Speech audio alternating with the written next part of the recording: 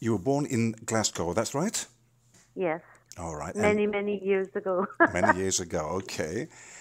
And now you're living in Glasgow again, as you said last night.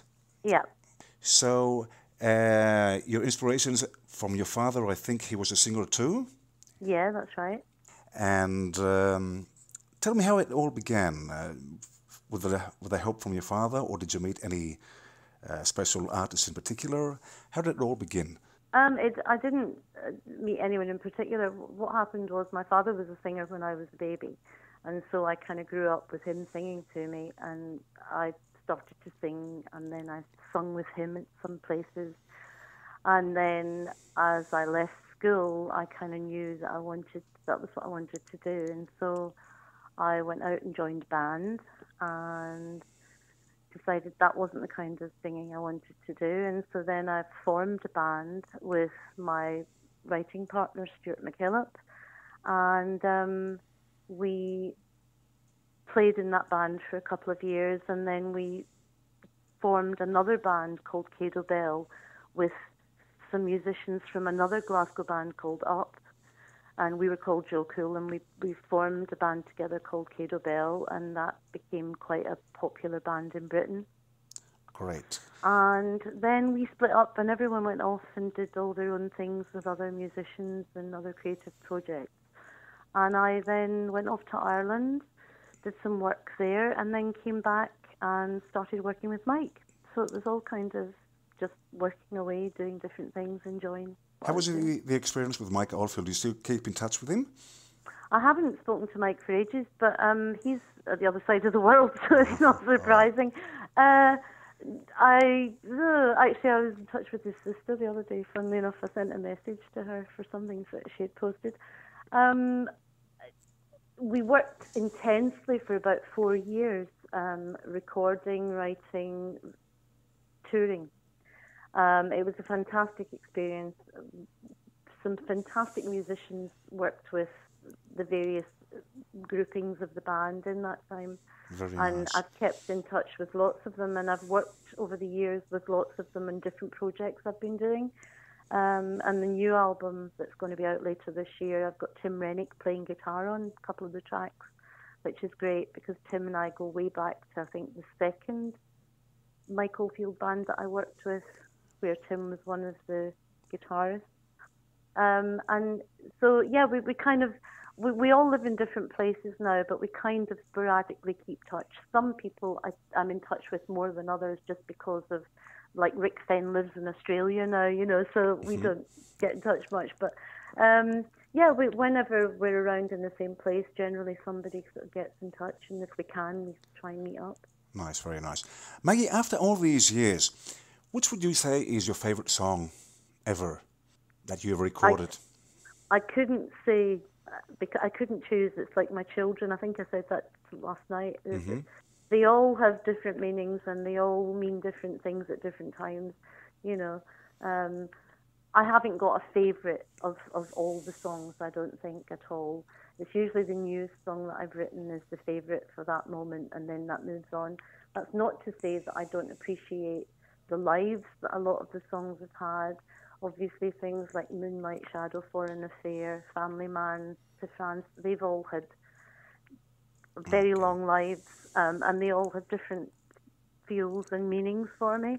Every Time We Touch as my first solo song, uh, solo album written by me and everything, that kind of has a particular meaning because it was the first of a new kind of project.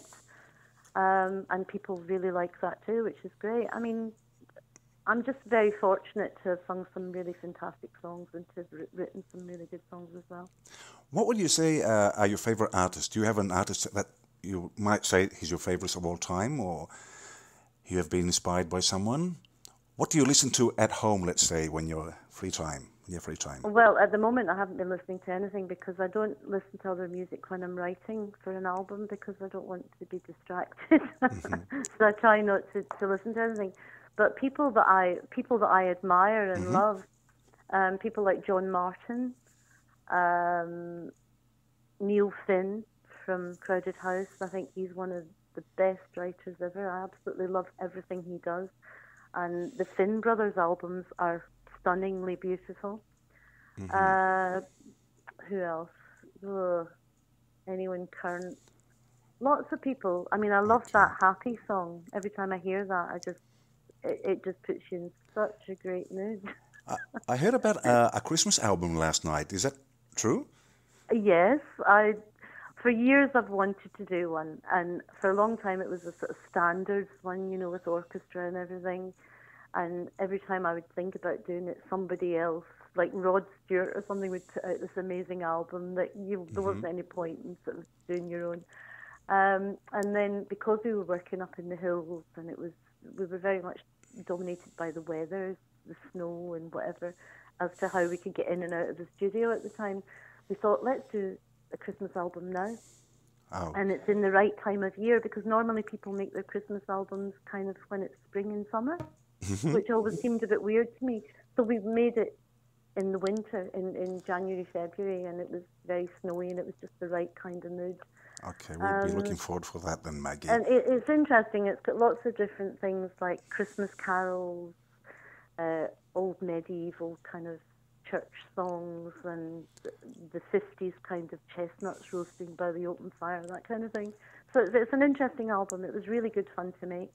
Okay, what about Thessaloniki? Have you ever been here? Have you been to Greece generally before? I've only ever been to Athens, never been here, and I'm really looking forward to this because I'm going to lots of different places, so it'll be really nice to see. Okay, you have a great audience here all these years. I can tell you because I've been on the radio 40 years and we've been playing all your songs. So we're looking forward to the show on Friday night. You know, there's something I'd like to ask you. You've been all over the world. You've been to many gigs and concerts. Could you describe the audience that you remember most of all in some country, maybe in particular? Do you think that you have more fans in England or in other parts of the world? Probably other parts of the world, because I stopped working in England and I started just sort of travelling all the time. There's so many fantastic moments. I mean, sort of playing in New York at a club where Iggy Pop and all these people had played. You know, you sort of think about that and you think, oh God, you know, this is incredible. This is so amazing. But I think there was one show in Finland that I always remember. Finland? In Finland, strangely enough, where I just remember sort of halfway through the concert realising that everybody was singing the songs, and it was like, oh, this is so great, you know all these songs. And one woman at one point, I had a really loud guitar solo, and I remember she shouted out, "We can't hear your beautiful voice." Nice moments. It was very funny because it was Tim Rennick playing guitar. He was really upset. I just want to, would you like to send a message to all these people that have been listening to you all these years, to our listeners? What would you like to say to them? To them, I'd like to say thank you very much for listening for all these years and enjoying it. And I hope you enjoy all the new stuff I'm doing now as well. And if you're at the concert, I hope you have a great time. We'll be looking forward to your new stuff and the concert on Friday. We'll be there with all our friends. Great. Thank you very much, Maggie. We'll see you on Friday. Thank you a lot. Thanks a lot. Bye-bye. Bye. Hi there, I'm Maggie Reilly, and you're listening to Old Radio.